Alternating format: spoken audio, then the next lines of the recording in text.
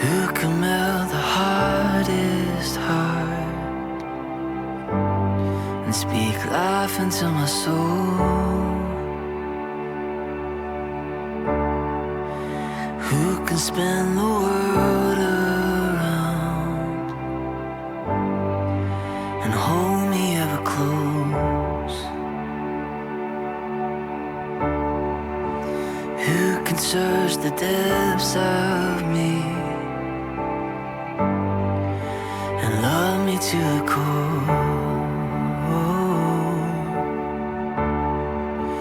Who controls the world I see? When Jesus cried out, "It is finished," the dominion of sin was terminated, so that we can now walk in freedom from the bondage of the man of sin, and his name is the devil. So we're looking at walking in victory over sin this evening. In 1 John chapter 5, verse 4, whatsoever is born of God overcomes the world. As we mentioned last week, godliness guarantees the best of adventure here on earth and eternity in the hereafter. Therefore, it is worth whatever it takes. In 1 Timothy chapter 4 and verse 7 and 8, but avoid, refuse profane and old wise fables, and exercise thyself rather unto godliness. For bodily exercise profiteth little, but godly exercise is profitable unto all things, having the promise of the life which now is, and the one which is to come. Profitable unto all things, having the promise of the life which now is, and the one that is to come. It offers us the best of adventure here on earth and eternity in the hereafter. Isaiah 51 said, verse 1, "Hearken unto me, all ye that follow after righteousness.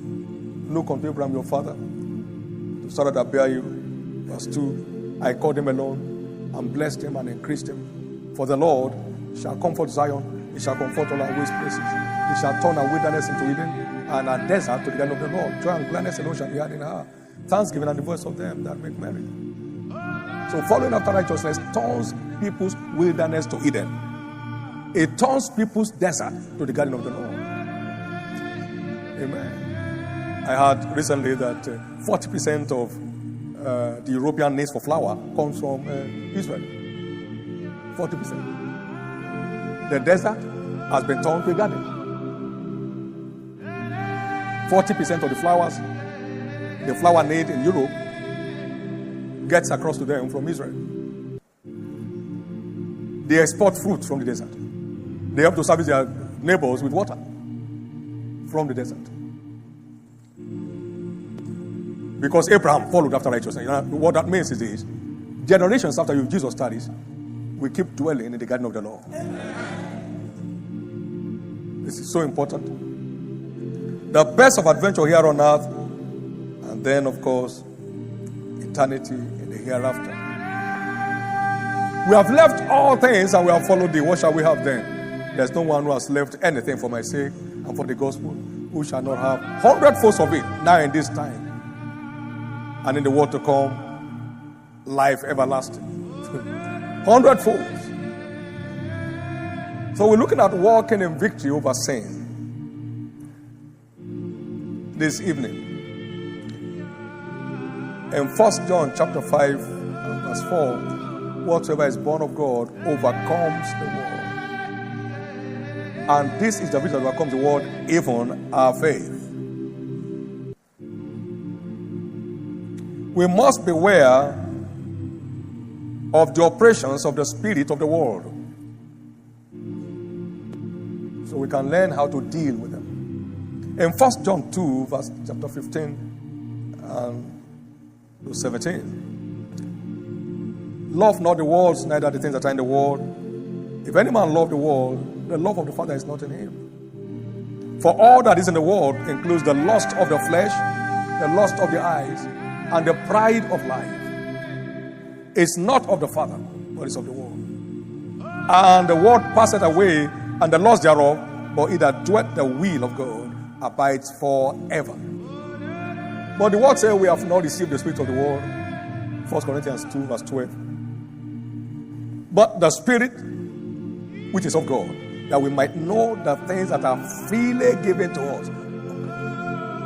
So we need the Spirit of God to rout the spirit of the world by coming to know the things that are already settled in our account by God. For instance, a verdict at Calvary states, sin shall no more have dominion over you and I. So the dominion of sin was terminated at the cross. Sin has no power to make you sin except by your permission. When Jesus cried out, "It is finished," the dominion of sin was terminated, so that we can now walk in freedom from the bondage of the man of sin, and his name is the devil. We need to know the things that are freely given to us of God and lay hold on them to deal with this counter spirit, so we can live in triumph all of our life. In James chapter 1 and verse 13 to 15, let no man say when he's tempted, "I'm tempted of God," for God cannot be tempted with evil, neither tempted he any man. But every man is tempted when he's drawn away of his own lust and enticed. And when lust has conceived, it brings forth sin. And when sin is finished, it brings forth death. His own lust. So he has to deal with his own lust. No, I don't belong there anymore.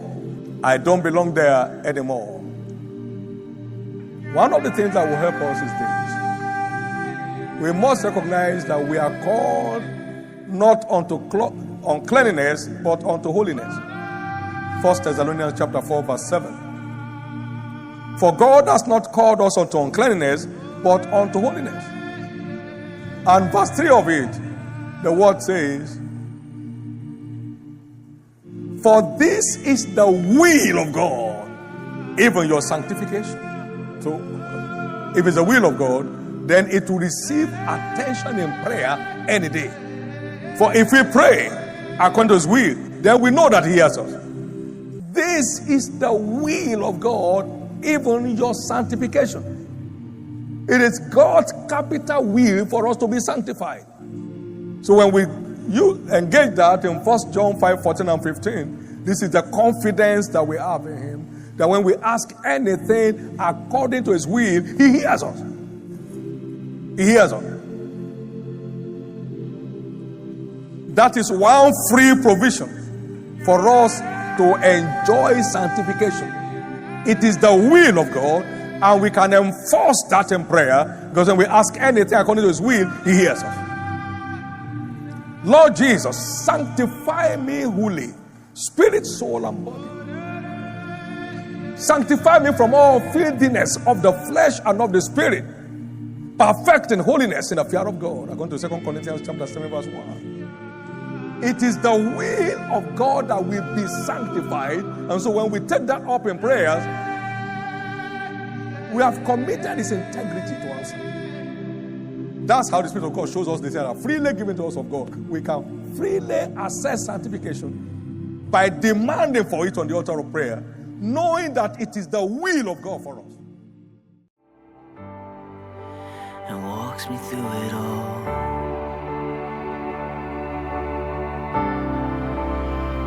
No